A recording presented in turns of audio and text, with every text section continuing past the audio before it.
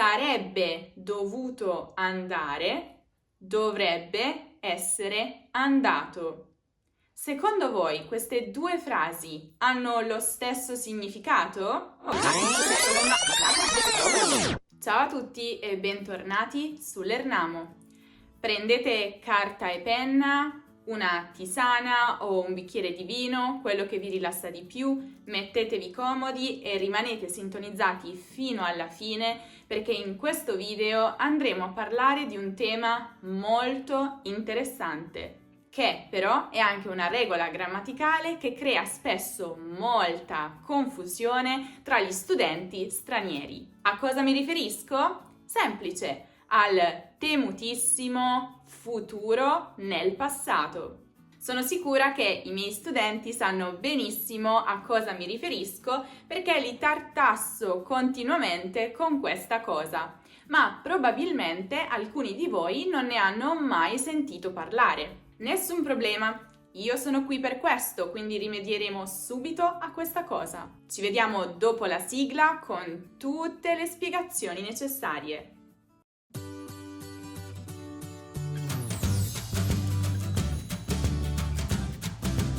Allora, cerchiamo di fare chiarezza. Cosa si intende esattamente con futuro nel passato? Bene, immaginate di stare parlando al passato. Immaginate di stare raccontando una storia o una serie di eventi che sono avvenuti in un tempo passato. Bene, se poi avete bisogno di parlare di qualcosa che è avvenuto dopo rispetto a quel tempo principale che state utilizzando, ma che allo stesso tempo rispetto al momento in cui state parlando è già successo, ebbene, quello è il futuro nel passato, cioè un'azione futura rispetto ad un'altra nel passato, ma comunque già accaduta rispetto al momento in cui state parlando. Affinché si possa parlare di futuro nel passato sono necessarie due condizioni. Innanzitutto il verbo della proposizione principale deve essere in un tempo passato. E la seconda condizione è che ovviamente il verbo della subordinata deve esprimere un'azione futura rispetto a quella espressa dal verbo della principale. Tutto chiaro fin qui? Non vi preoccupate perché tra poco vedremo degli esempi che vi aiuteranno a rendere le cose più chiare, ne sono sicura. Prima però devo aggiungere un'altra informazione. In italiano, infatti, per esprimere il futuro nel passato si utilizza il condizionale passato. E attenzione, non il condizionale presente, come invece molti stranieri erroneamente scrivono o dicono. Ma vediamo un esempio. Quando l'ho invitato, Giorgio ha detto che sarebbe venuto volentieri alla mia festa. Chiaramente, rispetto a ora, cioè il momento in cui sto raccontando questo, entrambe le azioni sono già successe, sono al passato, ma l'azione di venire alla festa è chiaramente futura rispetto all'azione di invitare Giorgio. E per questo ho utilizzato il condizionale passato, sarebbe venuto. Vediamo un altro esempio.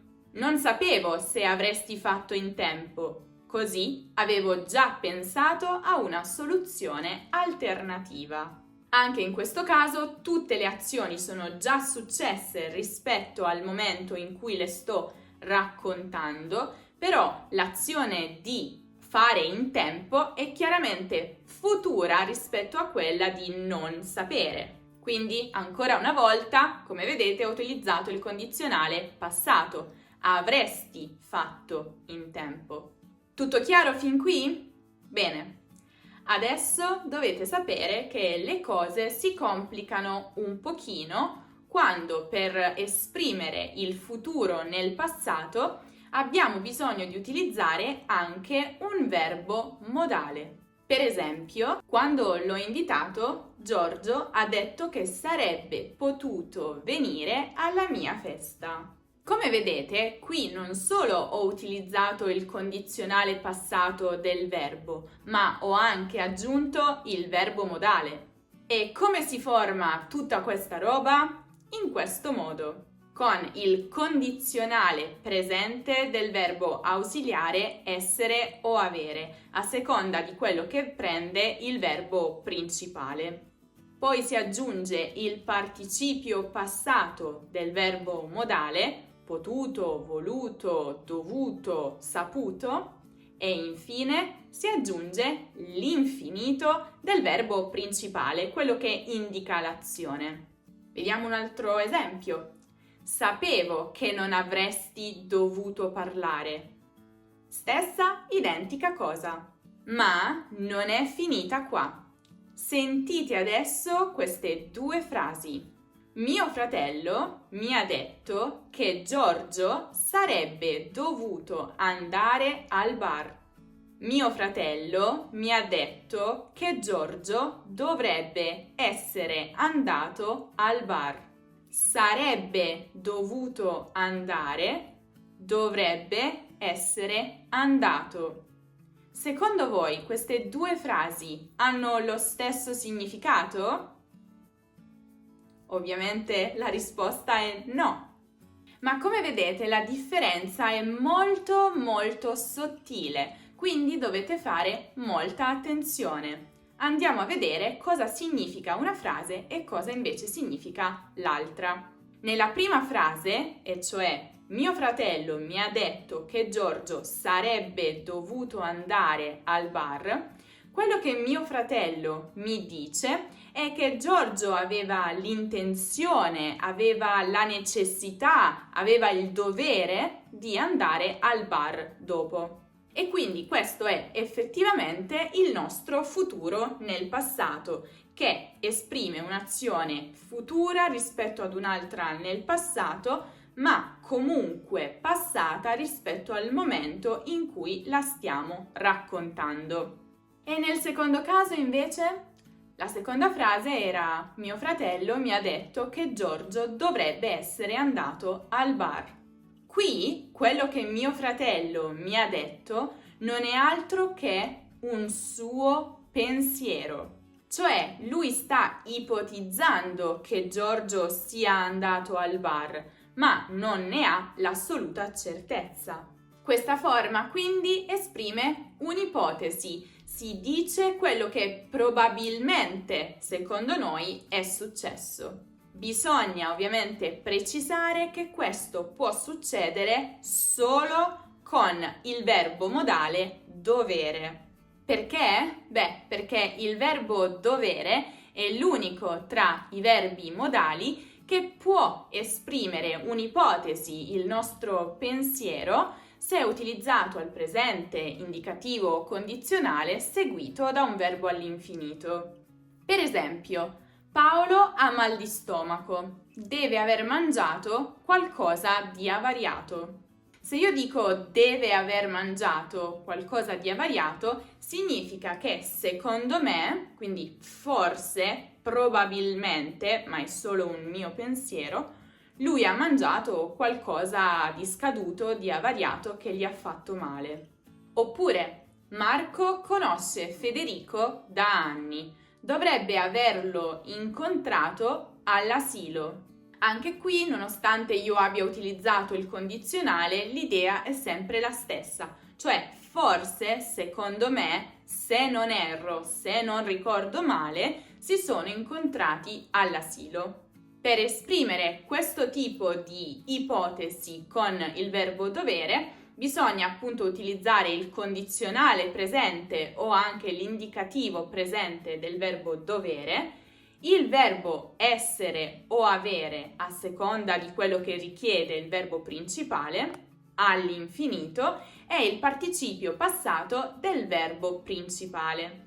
Vediamo ancora un paio di altre frasi. È andato a letto presto perché avrebbe dovuto svegliarsi alle 6 il giorno dopo. Ovviamente qui si tratta del nostro fantastico futuro nel passato. Il giorno dopo è chiaramente futuro rispetto a quando lui è andato a letto.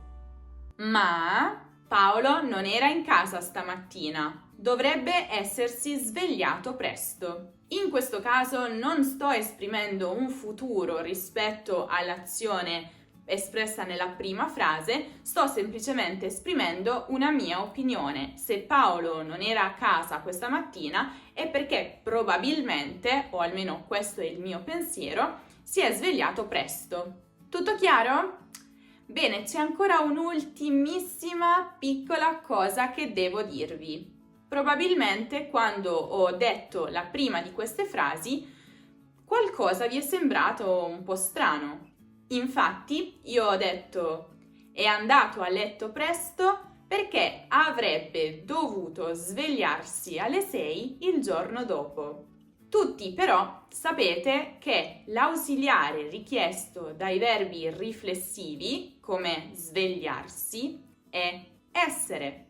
Allora, perché io ho detto avrebbe dovuto svegliarsi?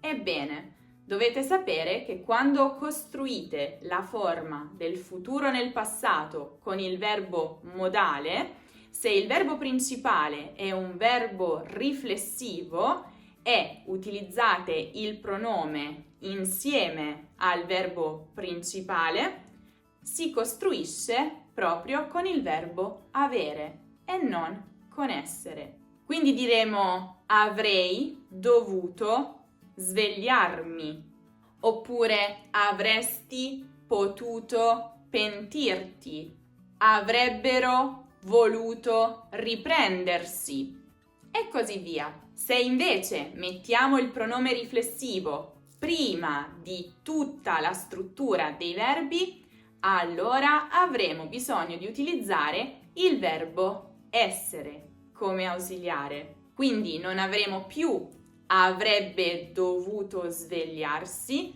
ma avremo si sarebbe dovuto svegliare. Avrei potuto alzarmi diventa mi sarei potuta alzare. Avrebbero voluto riprendersi diventa si sarebbero voluti riprendere. E entrambe queste forme hanno lo stesso identico significato. Bene, adesso ho veramente finito. Lo so, ci sono molte informazioni in questo video, io vi consiglio di guardarlo anche 2, 3, 4 volte affinché tutto sia chiaro. Se però avete ancora dei dubbi, delle domande, potete sempre scrivermeli nei commenti. Provate inoltre a scrivere delle frasi, degli esempi nei commenti utilizzando il futuro nel passato o utilizzando comunque il verbo dovere per esprimere un'ipotesi. Se avete bisogno di ripassare un po' il vostro condizionale presente e passato, potete farlo con il video dedicato proprio a questo argomento che trovate come sempre qui in alto nella card o giù nella descrizione.